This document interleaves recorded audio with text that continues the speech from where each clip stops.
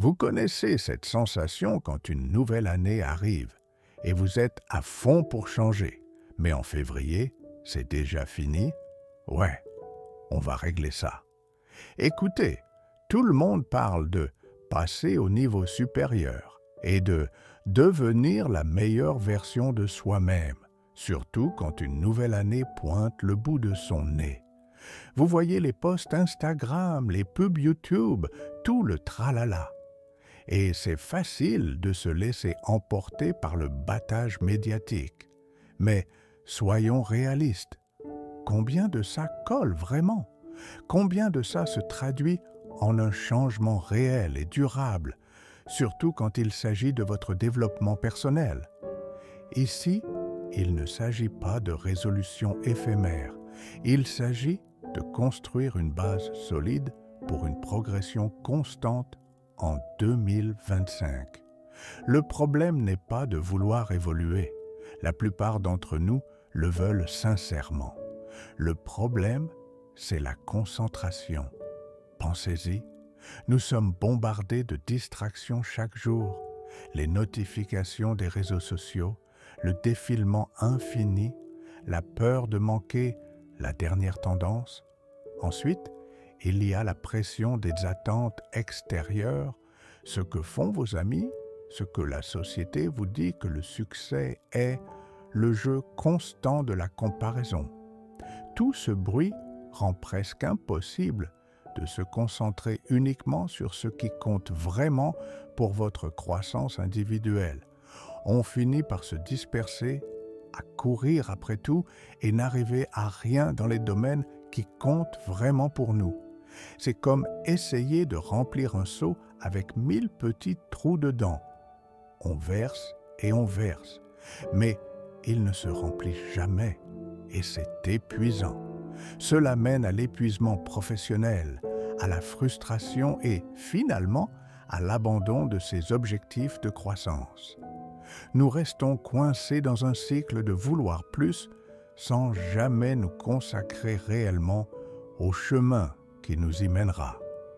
Le défi, alors, est de couper à travers ce bruit et de cultiver une concentration presque unique sur notre propre développement. Maintenant, comment on fait concrètement? Comment on construit ce genre de concentration inébranlable?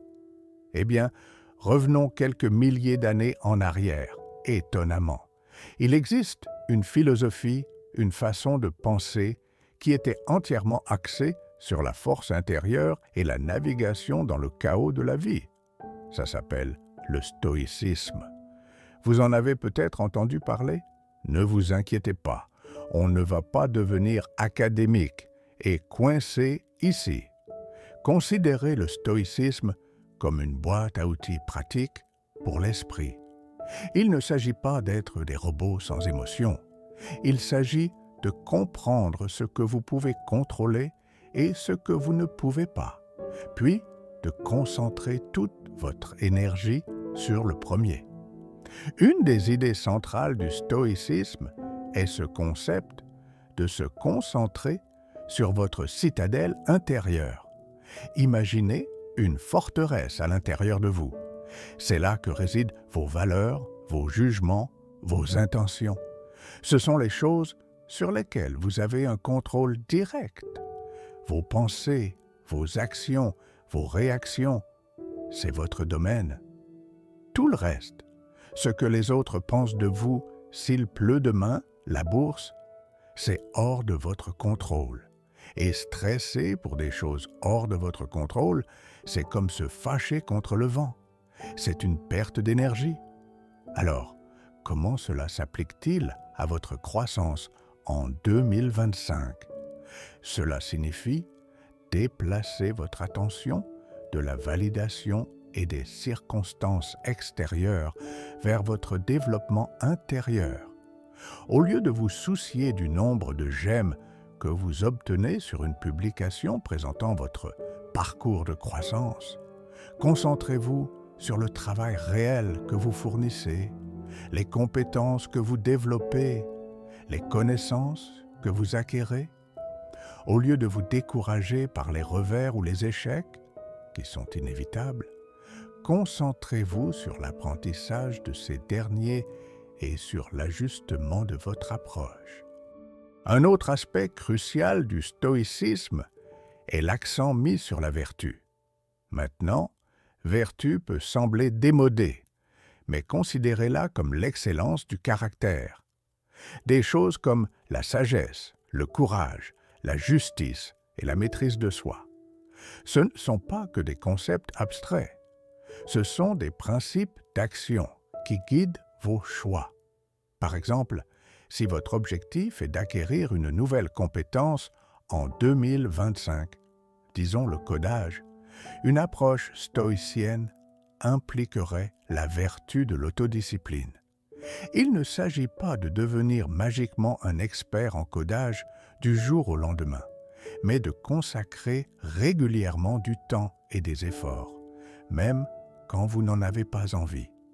Il s'agit de surmonter la frustration et de célébrer les petites victoires en cours de route.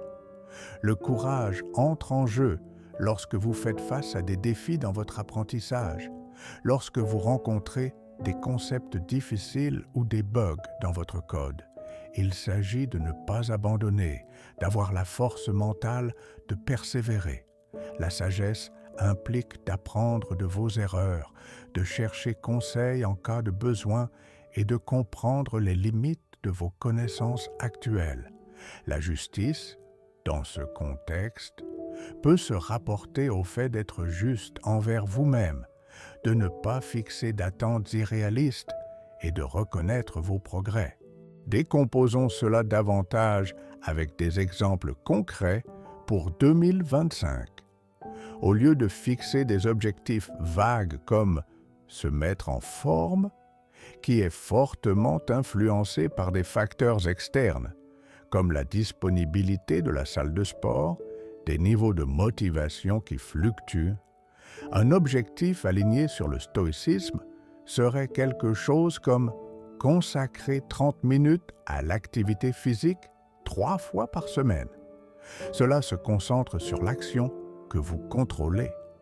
Au lieu de viser devenir un entrepreneur à succès, le succès étant subjectif et influencé par les conditions du marché, concentrez-vous sur apprendre les fondamentaux du commerce et consacrer 5 heures par semaine à travailler sur mon idée d'entreprise. Encore une fois, il s'agit de se concentrer sur le processus, l'effort, les choses en votre pouvoir. Cela ne signifie pas que vous ne devriez pas avoir d'objectifs ambitieux, mais cela change l'endroit où vous placez votre objectif principal. Le résultat devient un sous-produit de vos efforts constants et de vos actions vertueuses, plutôt que le seul moteur de votre motivation. Ce changement de perspective est incroyablement puissant. Il supprime l'anxiété associée aux choses que vous ne pouvez pas contrôler et vous donne le pouvoir de prendre des mesures cohérentes et significatives vers vos objectifs.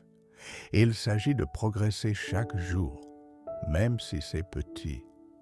Comme ébrécher un bloc de pierre, chaque coup peut sembler insignifiant en soi, mais avec le temps, il façonne quelque chose de remarquable. Un autre outil stoïcien puissant pour se concentrer sur la croissance est la pratique de la visualisation négative. Cela peut sembler contre-intuitif, mais il ne s'agit pas d'être pessimiste. Il s'agit de se préparer mentalement à d'éventuels revers et d'apprécier ce que vous avez. Pensez à ce qui pourrait mal tourner dans votre parcours de croissance en 2025. Peut-être perdez-vous votre motivation, peut-être que des défis inattendus surgissent, peut-être faites-vous face à des critiques. En répétant mentalement ces scénarios potentiels, vous réduisez leur impact émotionnel lorsqu'ils se produisent réellement. Vous avez déjà envisagé la possibilité et vous vous êtes préparé mentalement à y faire face. Cela ne signifie pas s'attarder sur la négativité, mais plutôt développer la résilience et une vision plus réaliste. Cela vous aide également à apprécier le moment présent et les progrès que vous avez déjà réalisés. Lorsque vous considérez ce que vous pourriez perdre, vous gagnez souvent une appréciation renouvelée pour ce que vous avez. Le moment clé ici est la réalisation que se concentrer uniquement sur votre croissance en 2025 n'est pas une astuce magique ou une transformation du jour au lendemain. Il s'agit d'un choix conscient et délibéré de tourner votre attention vers l'intérieur. Il s'agit de comprendre que la croissance véritable et durable provient de la culture de la force intérieure, du développement d'habitudes vertueuses et de la concentration sur le processus, plutôt que sur le résultat uniquement. Il s'agit de se maîtriser soi-même, ses pensées et ses actions, quoi qu'il arrive autour de vous. C'est là que réside le pouvoir, dans la prise en charge complète de votre développement. Alors, à l'approche de 2025, abandonnez le bruit assourdissant et les tendances éphémères. Embrassez la sagesse des stoïciens. Concentrez-vous sur ce que vous contrôlez, vos actions, vos intentions, votre dévouement au processus. Cultivez ces vertus fondamentales, sagesse, courage, justice et maîtrise de soi. Ne vous laissez pas embourber par les pressions extérieures ou la peur de l'échec. N'oubliez pas que la croissance n'est pas une destination, c'est un voyage continu. Et en vous concentrant uniquement sur votre propre développement, sur la construction de cette citadelle intérieure, vous vous préparez à une progression réelle et durable tout au long de l'année et au-delà. Abonnez-vous pour plus d'astuces sur la maîtrise de votre esprit.